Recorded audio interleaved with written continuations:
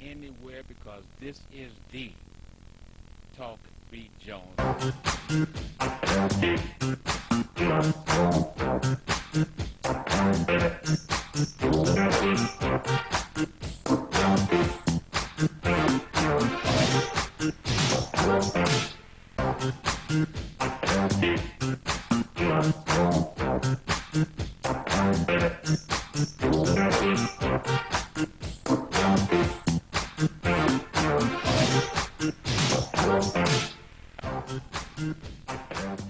All right. This is the Talk Beat Jones, and I am Billy E. Jones, and I want to welcome you to the Talk Beat Jones, and tell you what, tell your friends to get ready to talk to them, and of course, we want you to let them know that what? It is your time to watch the Talk Beat Jones. We're on the air every Wednesday from 10 to 11, and of course, you can watch us again on a Sunday from 4 to 5 p.m. It's the Talk Beat Jones, and again, we want you to like us, we want you to love us, we want you to share us. Got a special program today for you. We have a special program every week, but today is a special because I got a special guest that I'm looking forward to having a lot of working togetherness. And so I don't want to go into a lot of conversation. Just want to say this to you one more time.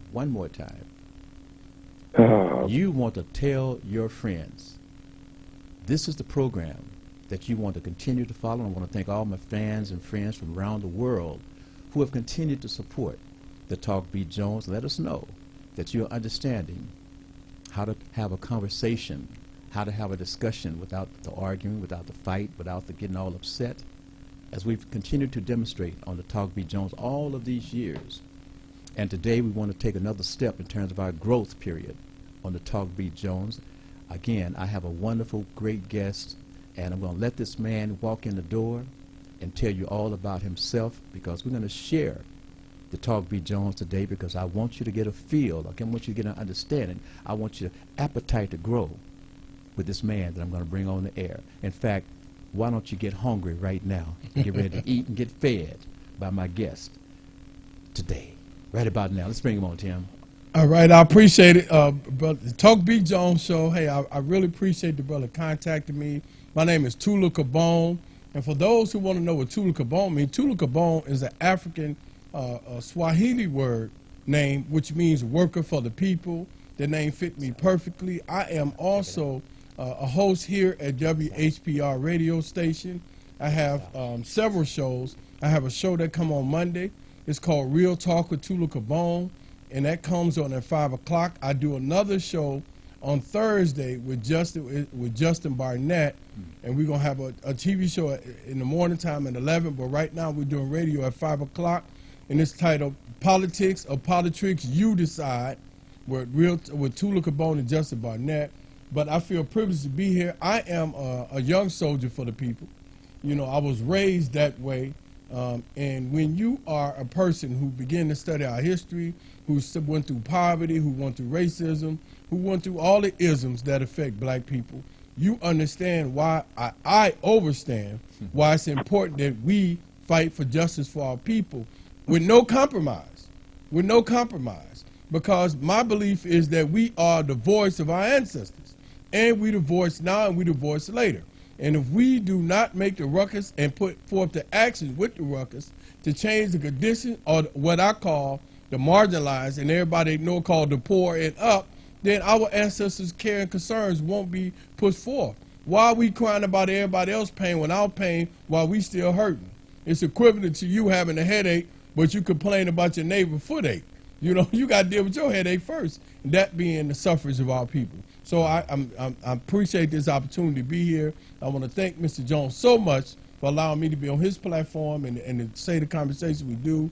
I'm confident that he and I and the guest who's on the phone will have great conversation. And also, let's hit on your partner for a moment. What is he about?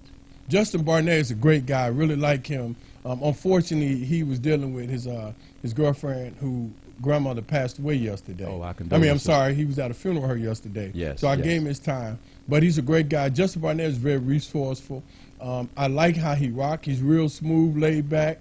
But the brother's very insightful as well. And he only do one show with me. He do the show politics or politics, you decide. Right, And the right. reason I brought him on, because I want them to be able to see that you can have two black men that can get along even though they may disagree on subject Come on matters. now. And we still brothers. You That's know, right, they that's always right. make it seem as if two black men don't get along, we got to fight, shoot, and cuss each other out, when really that's not a civilized thing. And or we had to be some celebrity or a part of some organization that's up there, that's boule, and I'm going to say it like that. Let me put that out there. In order for us to have some type of... Did you say boule? I did say boule, Okay. absolutely. Sound like a man. B-U-L-E, Sound you know. like somebody that I like to talk with. Right, so I'm just saying, but me and Justin decided to put this program together because I got tired of watching the news where all they showing is brother killing each other. Yeah, It's yeah. more of an intellect, even if we aren't a part of the boule status or the middle class status. You got brothers who's marginalized, and Justin come from middle class background. And- I come from the marginalized, so it's And you different. see, when we were watching the Democrats, did you see that guy Green who got upset at something someone said about him and wanted to make a confrontation? And that's what we're speaking about, is how sometimes black folk, men, will go into a confrontation because they feel that they have been disrespected. And he didn't have to do it that particular way. He did not have to do it that particular way. And now how we are able to talk, this young man and I, we may agree, we may disagree, we may have different point of views, but you will watch and listen to how it goes about being considered. His feelings, my feelings, is that I respect his views, he will respect mine. So I want to say I didn't see the incident with Al Green. Unfortunately, I was DNC. But I'm gonna say that. Come on, man. What I'm gonna say is, when we are in this position as black men, we're professional. Be professional. They've been talking about us since we've been over here. Yes. So why would we all of a sudden get upset and act a monkey, on TV? Which then it feeds into the stereotype that black men somehow, we angry, we get upset, we don't know how to comprise ourselves when we are in a position of somebody saying something that we disagree with. Right. And I just feel that, particularly when you carry the mantle of being a leader for the black community, it's certain decorums that we have to carry. So please, man, and so I didn't see it. I think I know Al Green. Al Green is a representative, if it's him, from Texas, if I'm correct, if that's who you're talking about. If not, then I didn't see the incident, but I'm just saying, brothers, we got to do better. Right, We right. have to do better, black men, and that's why, and it goes back to what Mama taught us, what Grandma taught us. You know what I'm saying? Let me say it that way. Go ahead, good brother. Well, I was just saying to you and listening to you, and that you speak about your Southern roots. Absolutely. And you bring a lot of your Southern understanding to the airways. Absolutely. You have that, like I said, that old school in a young man's body. I appreciate it. Thank you And so much. so we appreciate, and so there are things that I feel that you and I can bring to the airwaves as a team, and that your thoughts, your program, my thoughts, my program, and we can merge that together to make it a greater presentation, because again, if you have one, that's great, but if you have two, then that's even greater. Yes, sir. So we're speaking about teaming up and doing some things. So give the idea, my good brother, of some things that you thought that we could combine what we're doing and make it greater for our community and for the world to hear and get informed. Well, I think one thing we could do, we can definitely come together. I lean on older brothers for their wisdom. I was raised that way, because the longer you live, the more you know. There's things you experience as a respectfully, I'd say that. I don't say old as a disrespect. I say it as in an African way, that Africans lean on the seniors in the community to give them some form of guidance. That's right. And if the senior act mature, because some of these older brothers, they act immature. But you fit the profile of something I would definitely want to be a part of. Too, we want to send a message out there that a young brother and a senior citizen and an older brother with wisdom, we can come together and kick the dialogue about our community and inform and encourage our people to do the same. And my thing is that, my primary focus is really to encourage black people that we can do for self. We got to stop depending on people who's supposed to represent us not representing us, or how our own people betray us at the drop of a hat when they're supposed to represent us. And we can do it on our own. So my hope is that with you and I collaborating together, you know, as uncle and nephew, you know what I'm saying? I'm paraphrasing. Well, I like it like this. You see, those terms are great and fine, my brother, but I like it to go where I'm not put into the age, or you're not put into the age. You're a man, I'm a man. You're my brother, I'm your brother. Let's keep it that fashion. Okay, that's fair. I like that. Yeah. Okay, that's fine. Yeah, because that way you flow, and you're not deferring to me because I'm an older person, and I'm not deferring to you because you're a younger person. Okay, I like that. I see you as an intelligent black man that I can communicate with, and I don't have an age range on it, and that's the way I operate folks all the time. They know I don't go with you're older, you're younger. If you got a conversation, if you got a mental approach that's intelligent, that can spread the information properly, age has nothing to deal with it to me, because if I can interview you or you can interview me and we can make it smooth, we can make it informative, we leave it that way. So let me ask you, that's interesting, and I'm glad you see it that way, because that gives me a different way. Mm-hmm. So in America, I wonder did America kind of make us, and when we was enslaved over here, Yes. kind of began to, is it a part of the Willie Lynch thinking? Yes. When we began to defer based on age, as opposed to looking at it as if we just having a general conversation, intellect based on age, not the age, just the conversation. You know what I'm saying? Because you kind of, I like the way you put that. Well, you know, it's a process that our folk, you know, from tradition was taught by the spoken language. They always said if you want to hide something from black folks, you put it down in print. It is the conversation style. It is the communication that we spoke. We taught through the elders who came and gave us the information. You know, they took our language away. Where they divided us so that we couldn't even communicate. They took people from different tribes or different locations and moved them across town, across the world, across the United States to other parts that was involved with the slavery. So when we talk about being able to communicate, that was a learned fashion because our language was taken away from us. Think about that. I agree, and that's what I tell brothers, man. We have to. I mean, I don't, because in the South we talk with a twang. Yes. Up north they talk, as they say, more politeness or correctness as far as language. They call it more proper. Right, yeah, proper. So I agree, and one thing I always tell people when it comes to our people, African Americans, the reason I say African American, because and I said this, if I may explain. Please. There's a difference between black people and African American people. What am I saying? There are people who's in the political arena, who family, their father or their mother was not born in America. Okay. They family migrated over here. They was born in America. They're Americans. But when you're African American, you understand the pain of slavery because your ancestors, your last name came from a slave owner. So you understand the grit and the grind that your ancestors had to go through in order to come up out their condition. But when you're black, you may be, you might, even though you're black, don't mean you're going to act in the interest of all black people, specifically African Americans. Thereby, Shirley Chisholm, she was not African American. There was other people who was in the political arena that's not African American. That's why when they are speaking, even though they're black, we get it confused. Okay. We think because they're black, they're going to speak in the interest of African American when it's not that way at all. Okay. But when you get somebody like a Tiffany Cross and a Don Lemon who's African American, they go raw and they get eliminated for what they do. They're eliminated. So I think we have to distinctly point that out, because we may not understand why somebody that's on TV that's black, and you say, well, why they do that? Why they acting that way? Because they're not African American. You know what I'm saying? What do you mean? Why they not mention reparations? They talk about LGBTQ, which I'm not knocking that.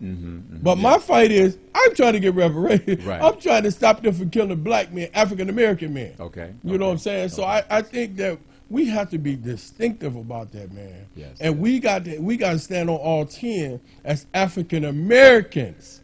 We have to stand on all 10 and demand that if your parents are not African American and you're black, and you say and you trying to borrow off the history of black people, Now, go ahead. Now here's what I want you to do. my volume, is that I want you to explain to the world audience who are listening that when you say African American, Sure. give them a definition of what you see in the depths of what is representative of an African American. Okay, got Because you. is there a differential between an African American as opposed to a Black American? Yes, absolutely. Because a Black American means that I can have, quote, that one drop of blood and be considered black. Okay. Help me out, bro. Okay, so I'm familiar with the one drop rule that came out, and I think it started, if I'm correct, in West Virginia, if I'm correct. But there is a difference between being African American and black. And what I mean by African American is those of us who was human trafficked over from Africa, because we were, and brought to America, enslaved over here, sold as chattel slavery, given a last name as slave owners, and our ancestors was forced to build this country. And we are originally from Africa, and that happened, and our ancestors was born in America. Now, what I mean by black is that if, say for instance, your dad's from Kenya and your mama's from Jamaica, and they come over here, migrate over here as black people, they have a son over here, your ancestors are from over there. Okay. They're black. Like this. You're black, but your skin color is black, and you happen to be in America. So I can't expect you to understand what I went through or my ancestors went through as African Americans on American soil. We inherently assume because somebody is black that they understand our plight, right? And they simply don't. And when they get in a position of power, they ignore black people, African American struggles. Because they are still representing their culture from the country that they came Absolutely, 200% true. from. Okay? 200% I true. like the way you broke that down because, again, this is the distinction behind people looking at a dark-skinned person and just assuming that's an African-American person. Or, as you state, from other countries, come here, and do they have felt the pain that their mother or their dad or their grandparents, were they able to relate to them the pain, the struggle that the Negro, Absolutely. the colored folk, the NI, as they call them, had to go through? Absolutely. No, the pain. It was not just to go through this part of the struggle, but the pain of being involved in that struggle, and that was passed to us, passed down that pain. Absolutely. Can you help me understand that, bro? Sure. So, I mean, if we look at slavery, so, and I often tell people, right, I said that they had a concept, and a lot of people are not familiar with this. They had a concept called buck breaking. Right. When they took black men, and a lot of people don't understand this. Hit me. When they took black men who were strong at the time, they would take him and they would put him before an audience of people, and they would flog him. And after they flogged him, they literally raped this man. Yes. In front of everybody else to feminize him and to make him think that, okay, if any other strong black man try to buck the system, this is what we're going to do. That's right. We're going to, and so that was passed down for generations. Then you got black women who was raped at will. And I tell people, I want you to put this in your mind, that a man can just walk in your house, take your wife or daughter, and rape them at will while you are there. Wow. And your wife is telling you, hey, don't fight because I want you to die. That's right. I don't want to go through this process. That's right. But I have to in order for you to live. At will they did this. That's right. At will. So if you look at that traumatic experience, you think that's not passed down to us? Right? That's passed down to generation and generations. So even when we say the word black, the ones who not African American, Come on. they still got a country to go to. I'm from Kenya. I can go to Kenya. Where we going to go? That's right. We are people that lives in an unknown land, that lives in an uncertain place, that's trying to get ourselves together. Did nobody come to America to help rescue African Americans from their bondage? We are the most gritty, grind people that can come up and make it out of everybody. Come on. So when I hear everybody receives all of the advantages that we fight for, our people, our fathers, our mothers fought for. Everything that we fought for, died for. Everybody else who comes to this country, we're talking about us folks who look like us, they have all of the advantages. And the fight that black folks went through was transferred to the advantages to white women.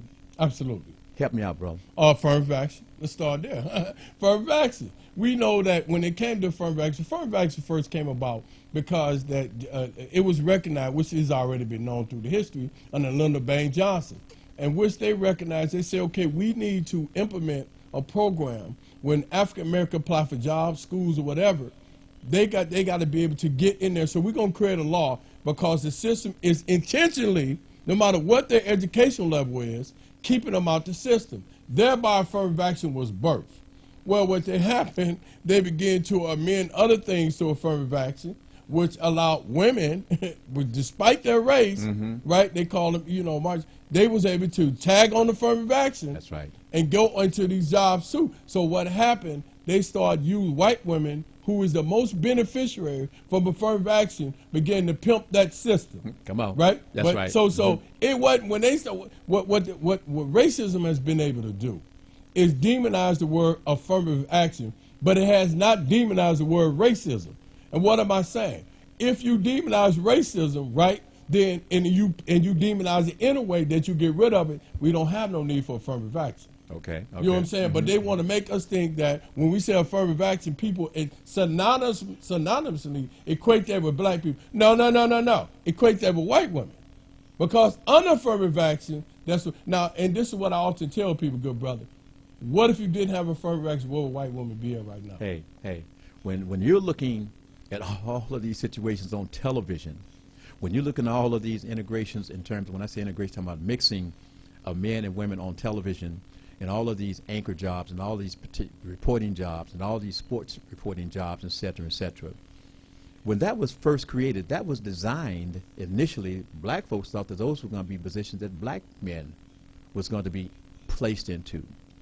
It started, you got a few, then it becomes, well, wait a minute, if we got these black men, we can also put our white women and other folk of other nationalities into this, because we can't let just the black men take these jobs and be in this position of prestige. Can't do that. That means that everybody and anybody of any nationality should be able to come on and take these jobs and be there. That's what has happened. You look around. That's where we are. So we had a time in which we had numbers of black folks coming into those positions, and now you look around. It's fewer and fewer of the black men and women that are on these particular jobs and these situations, because everybody else has been able to be included into these situations. Take it, bro. So it's interesting that you say that, because I tell people who come over here that benefits from the struggles of African Americans, and they say, well, I'm an immigrant. I say, well, your immigration wasn't my immigration. We was forced over here. You voluntarily came over here. Now I say, well, were any of your ancestors put in slavery? No. Were any of your ancestors lynched? No. Were any of your ancestors infiltrated by COINTELPRO to break down the community in order for the community not to progress? No. Were any of your ancestors given the last name of a slave owner? No. So we're not the same. Yes. So don't try to pimp me and say, oh, I'm an immigrant, I made it. Yeah, you made it without going through the struggles and the pressures that black people went through in order for you to make it. And let's retract and go back to when you was talking about buck breaking.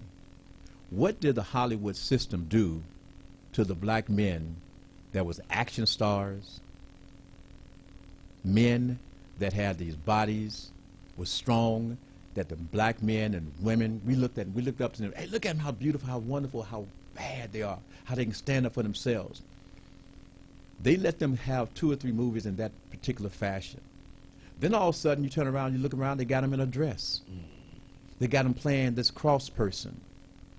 Our people who were strong, could whoop butt on the air, on the airways, on the when they got in the movies, etc. And then all of a sudden they was womanized. Why? Billy D. Williams was about the only person during that time that this was happening that refused to play a feminine role. All of our other action stars at some point played a feminine role in the movies. Did you watch that, bro? I did. So, I read a Frances Cress Welsing book, The ISIS Papers. Okay. And she interviewed 2 young brothers, right? She asked the young brother, she said, would you rather be like Martin Luther King The brother said, no, I'd rather be like Flip Wilson because I can play Geraldine. And so she said, why? She said, because Geraldine ain't a threat. He ain't going to lose his life. That's right. So they begin to feminize black men to show a sign of weakness, right? Because when you look at, I look at James Evans, for instance, right? When I watch Good Times, James Evans remind me of my father. Now, I couldn't imagine James Evans walking the house saying hi to JJ in a dress. Right? And I'm saying this with respect. Black men are feminized so we can break, and this is my opinion, so Hollywood can break down that masculine threat that they have in their mind so they can say, well, you see he's feminine. So he's not as strong as you think he was, as what the concept they use, alpha male. That bothers me. And I said, when have you seen Mel Gibson in a dress? When have you seen James Bond in a dress? You know what I'm saying? When have you seen Michael Douglas in the dress? So why is it so important that Hollywood break down black men to feminize them in order to take strong brothers to not look up to them? And it's a modern day buck breaking. That's all it is. Yes. It's modern day buck breaking. And that, brother, that eats at my soul. I'm not even going to lie about it. You know, why we have to do that. Well, I mean, it just totally shocked me. I'll just use one guy, Vin Ring. Oh, man. Vin Ring, I mean, it's like, not only did they have him do it in one movie, but it became like one movie he's like beating folks to death in the prisons and becoming a champion. And the movie... I know what you're talking about. Anyway, but all of a sudden, the movies that he started doing was always where he was either gay or he was a person that was playing a feminine person that took care of the younger folk, or he showed that you could be gay and you can, or be in that position, but you could still be strong. When you look at this man and you see how powerful he's built and you see him put into that position, it brings me to the perspective that I was shown back in my youth, that they took men like that, and men who wanted to be dominant or who want to show, I can take him. I can take him. When I say I can take him, I mean I can take him and flip him over, and I can make him my whatever I want to make him. Yeah, absolutely. You want to hit on that for a moment? Yes, I will. So I couldn't think of his name. I thought it was Ben Breen. I seen him play that movie, man, just trying to take care of the little girl, and he was dressed up like a woman. I had to take a second look, right? I'm like, this Ben Breen, the big strong brother, who played in Baby Boy, am I right or wrong? That's right. Who told the brother he had an Oedipus complex about his mom. And he showed a real strong... Rosewood is the movie. Oh, that what it is? Yes, Rosewood. I'm sorry, go ahead. But it was like the movie that, when they burned Rosewood. Yeah, that was another one. Yes. He played in that. He showed a strong, masculine in terms of when it first came, the man was on the horse. When they were trying to lynch him, he braced his neck up. His horse wouldn't move. Right. And they was beating his horse, and his horse would not move. They were trying to lynch him. The horse was taking a whooping. He finally had to realized he had to tell his horse to move. His horse moved, and he was up there, and he just gritted his neck to keep his breathing perspective. When they thought he was dead, then they was gone, but he got a knife out of his boot and was able to cut that knife, that rope. Absolutely. And his horse came back to him. Absolutely. That's what he said. How strong. Look at that. Look at that. They can't get him. They can't get him. Right. And he went on to be great in that movie. Absolutely. As the champion. Absolutely. That was like, I left that and I was so impressed about us as black men, how strong we could be. Yes. Yes. Right, you can't beat us down that way. Right, absolutely. But turned around next, and he is in the movies playing with a dress on. A little something different. But and I want to say, for those who grew up with somebody like a Baby Boy situation, he played in Baby Boy. That movie dealt with more of a, I want to say more of a poor hood type environment. But I like the position he played to a certain degree, because he told her son, hey, you need to get together. You know, this me and your mama, young man, you got to stop leaning on your mama. So, because you got a lot of young brothers that do that. They don't want their moms in relationship. So Ben Vereen played that strong, talking to, you know, you didn't like him because he came in your mom's house, but it was a strong character. So for him to go from Rosewood to Baby Boy to Address, whoa. And let's do this. When we come back, family, we're going to talk about politics. All right, this is the Talk B. Jones. Again, I am Billy E. Jones, and my guest name is, sir? Tula Cabone. And this is a special program today because we're going to, at some point, combine what we're doing. He's going to come to my show once a month. I'm going to come to his show once a month. Absolutely. Hopefully his partner will also come, and we'll have guests that will float between the shows, hopefully. We got some great things. We just want to give you a little backdrop of how we think moving forward as we go into the politics, and as he states, politics.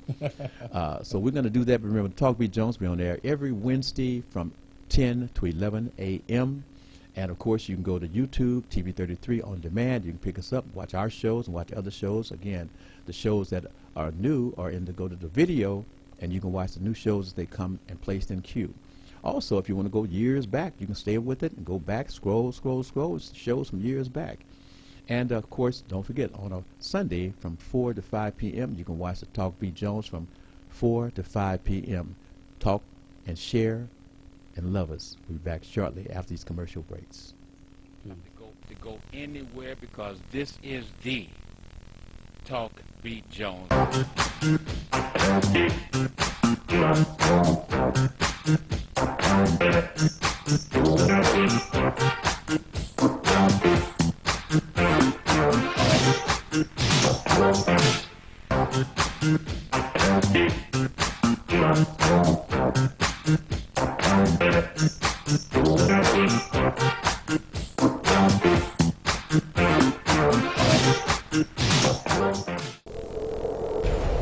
Justice for Mario Willis. Truth. Facts. Evidence.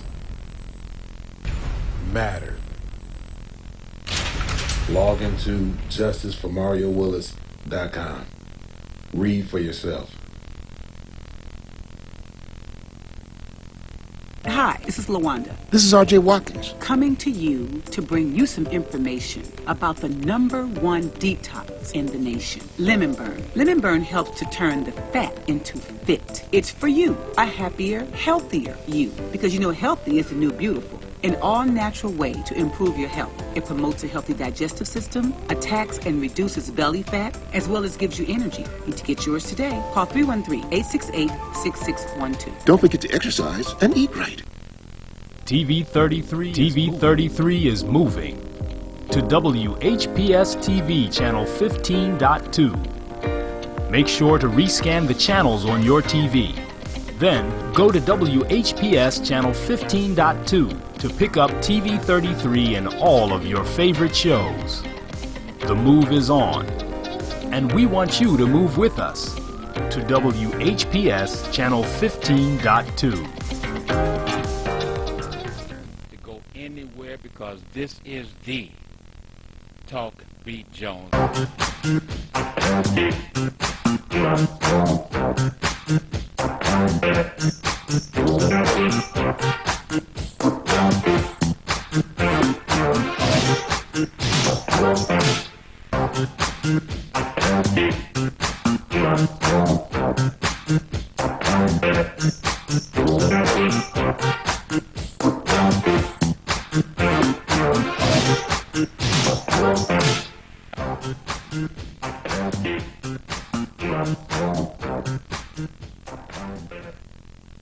All right.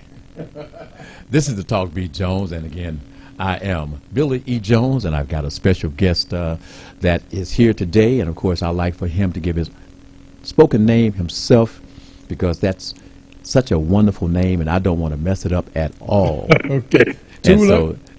so, this is the Talk B. Jones, and again, family, I'm excited. I want you to get excited because, again, we're talking about growth. We're talking about growth, but remember, the Talk B. Jones, we're on air every Wednesday from 10 to 11 a.m., and of course, we have a repeat broadcast. We have a repeat broadcast on a Sunday from 4 to 5 p.m. on 105.2. Now, what I want to do is I want to see if I can get Leo Brazil to come in, not talking about this and that, just come in and tell me who he is real quickly. We don't have a lot of time, so we shorten it up, but give me quickly who you are, what you're about, Mr. Leo Brazil, before we get into the politics. Real quick, please. I can't. I'm muffled. You're muffled. I can hear Billy talking, but I can't understand it. So why don't you just exclude me? I want you. Can you hear me now?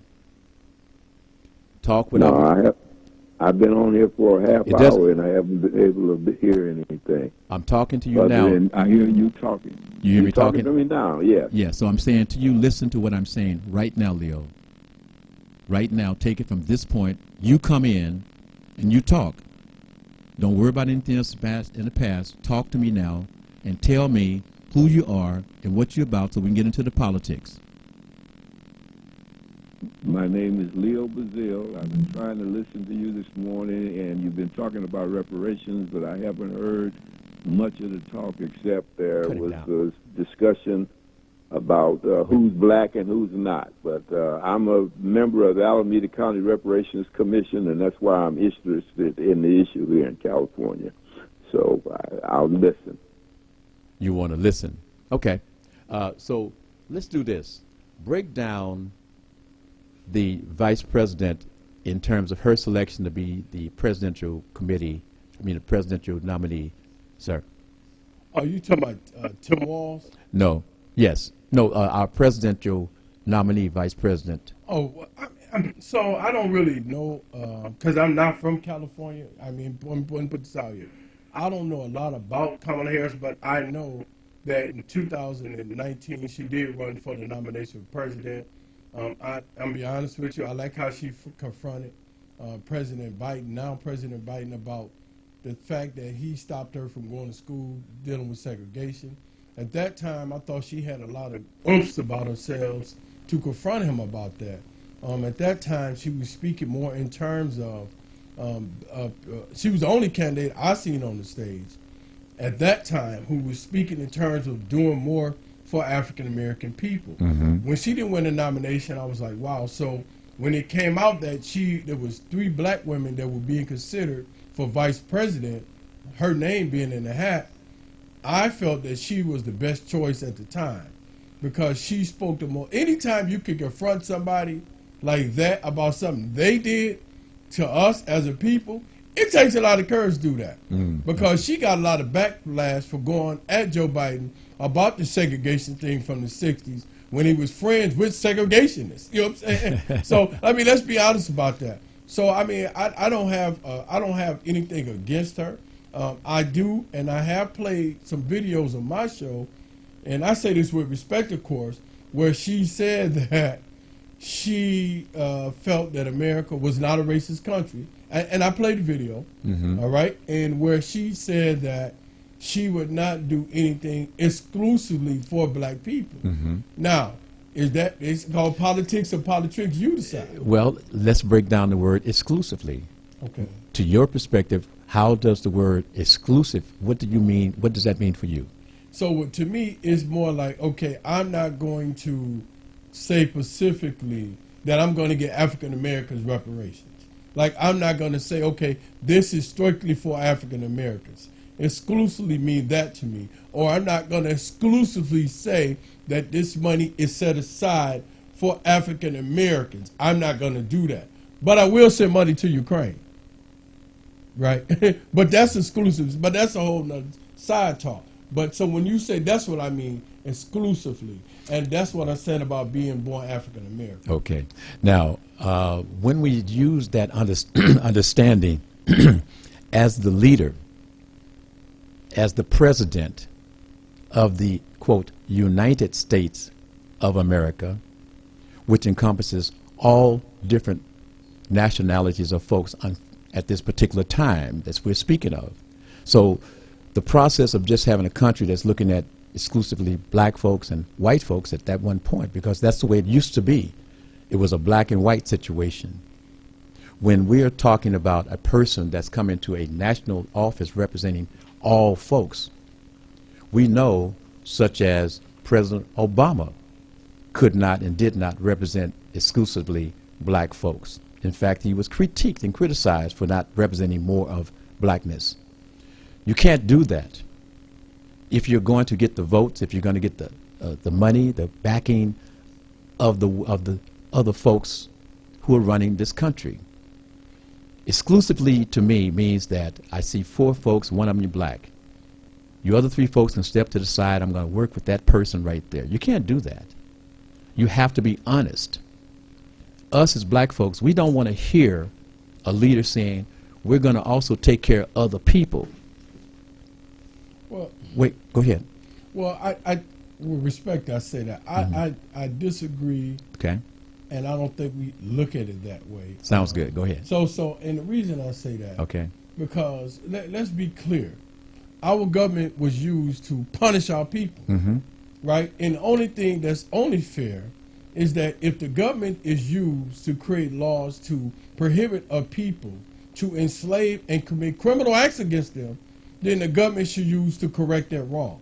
And if you are a person of any form of humanity, and you cannot spell that out to United States people prior to the ones coming over here, that, okay, African Americans built this country by force, we raped, break them, we did everything to them, thereby we feel that they should get more so. Let me even go in further.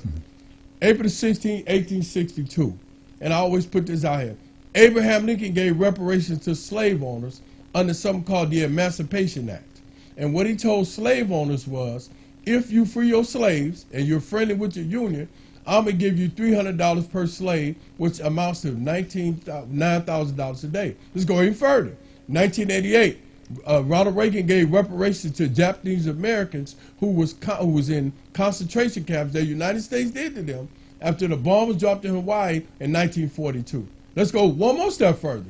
United States supports our Jewish brothers and sisters getting reparations for Germany. And you tell me you can't give money to black people? But you did all this.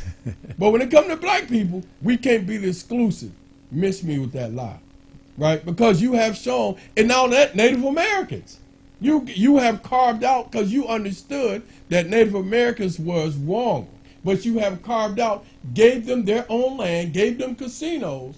But when it comes to black people, I can't believe exclusive. But you've been exclusive for everybody else. So we the bad step, we the good stepchildren, but we get treated like we bad. So I don't agree with that.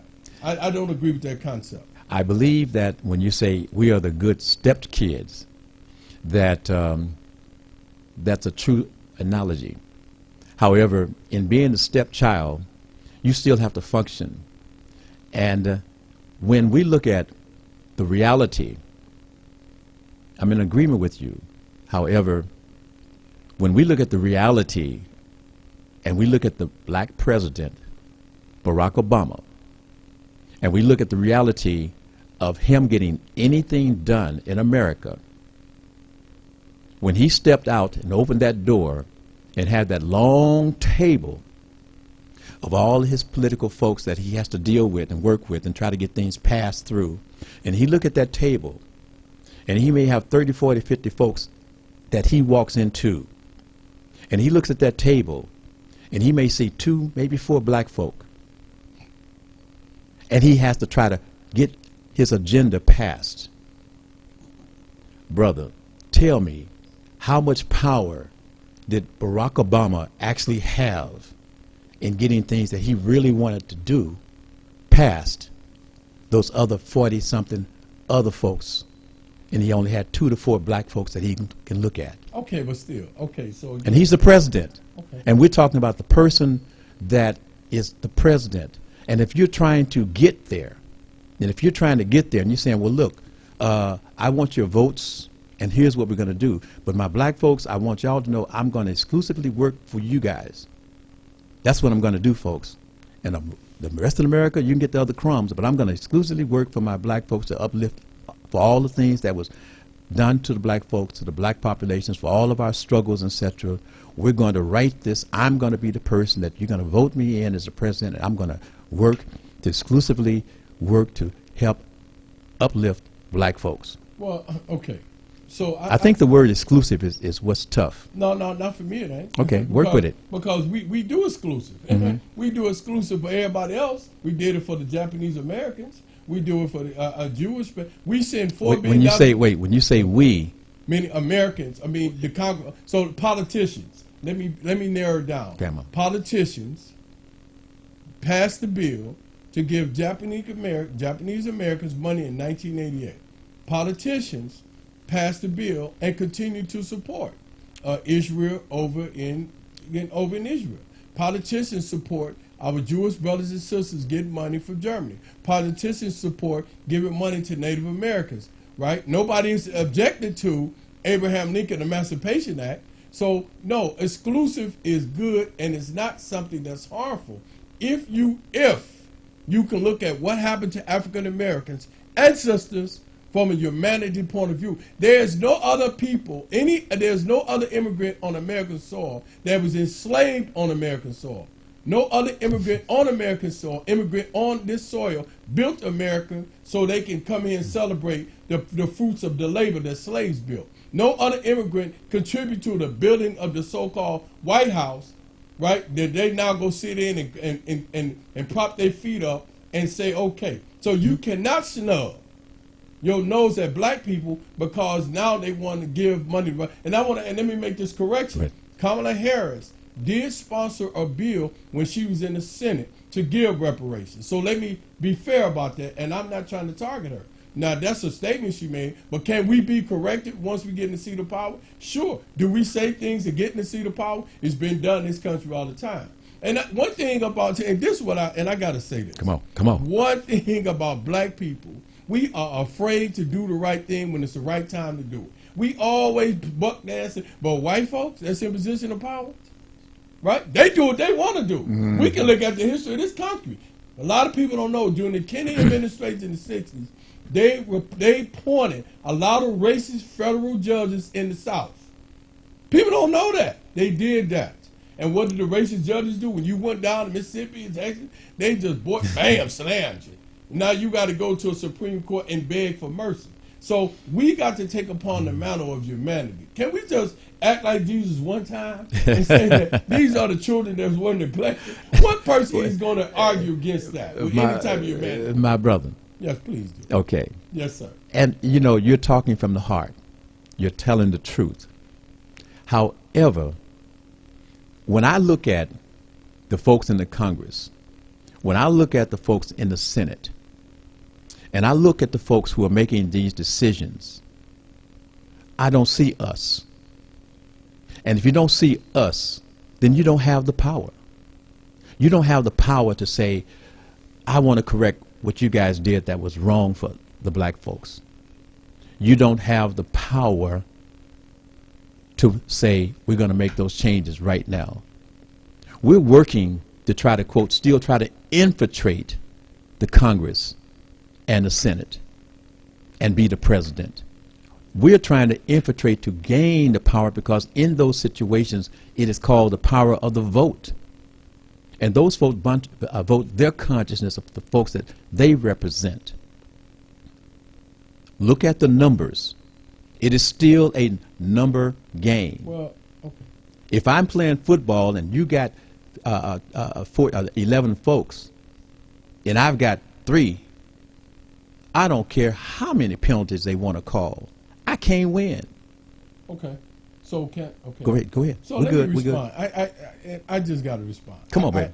I understand that. We got about 6 minutes. And that's fair. So if that's the case, then we must not never present a bill. Because black people, the way America is structured, let's say systematic racism, we ain't going to never be the dominant in the Congress or the Senate, right? We can't even, in Detroit school, we can't even read at a proficient rate black men. In all the urban areas of school are intentionally, listen, the public school system in urban areas are underfunded and undereducated intentionally to dummy us down. Now, what the black bourgeoisie do is take their children out of the school, but they represent the people on the board. Anyway, let me go somewhere else with that. Go ahead. But I'm making a point.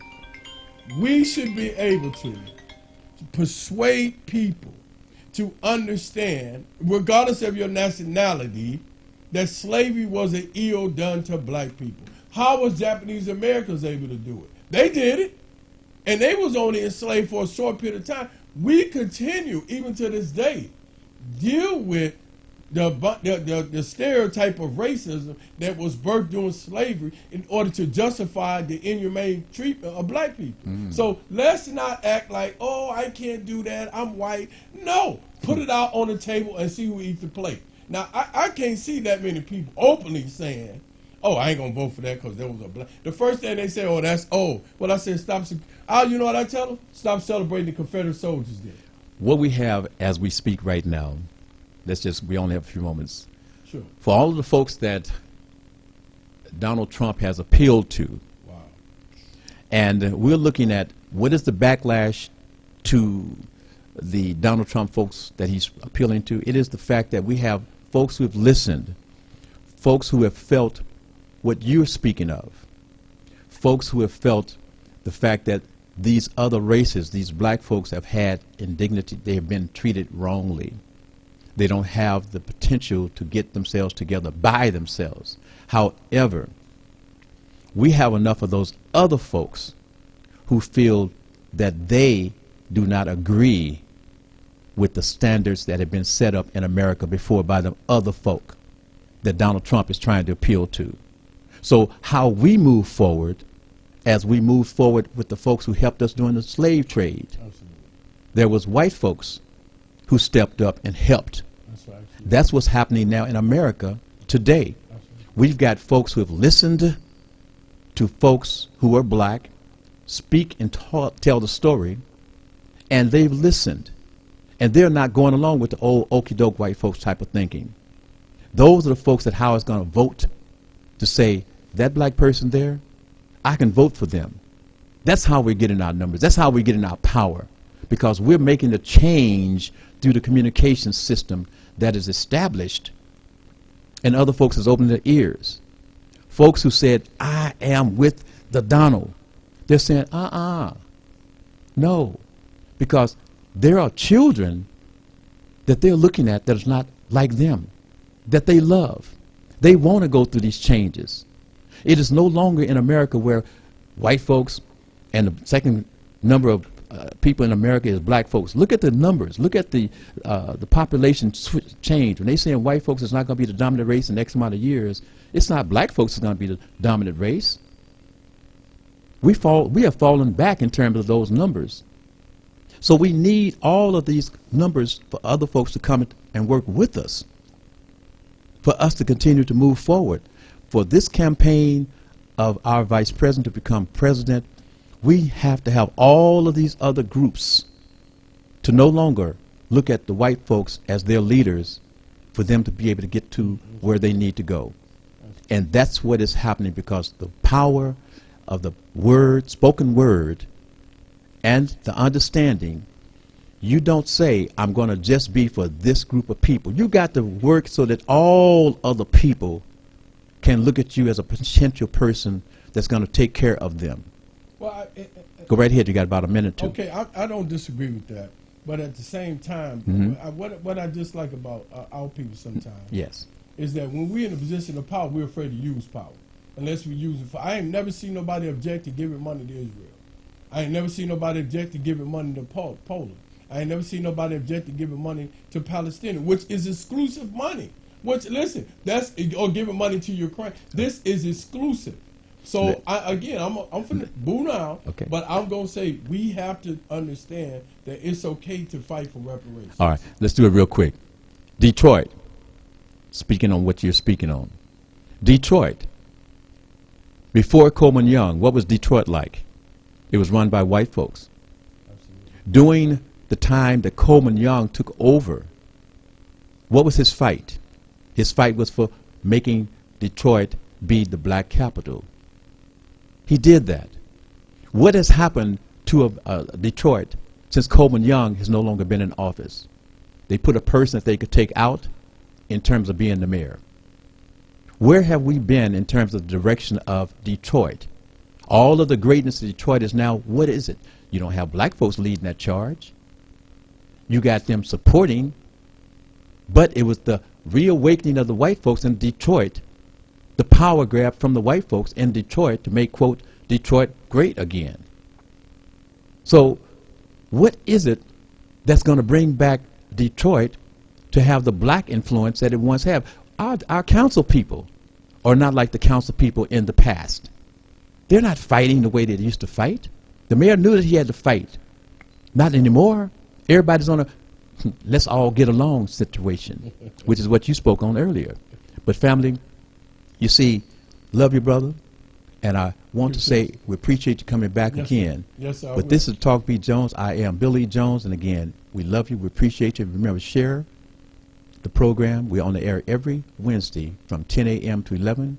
Repeat broadcast on a Sunday from 4 to 5 on 105.2. We love you. We appreciate you. Respect you. And we're going to show you greater shows. Continue to watch the Talk B. Jones. Billy Jones saying, have a great day. Have a great day. Power to the people. Power to the people. You hear us. To go anywhere because this is the Talk B. Jones.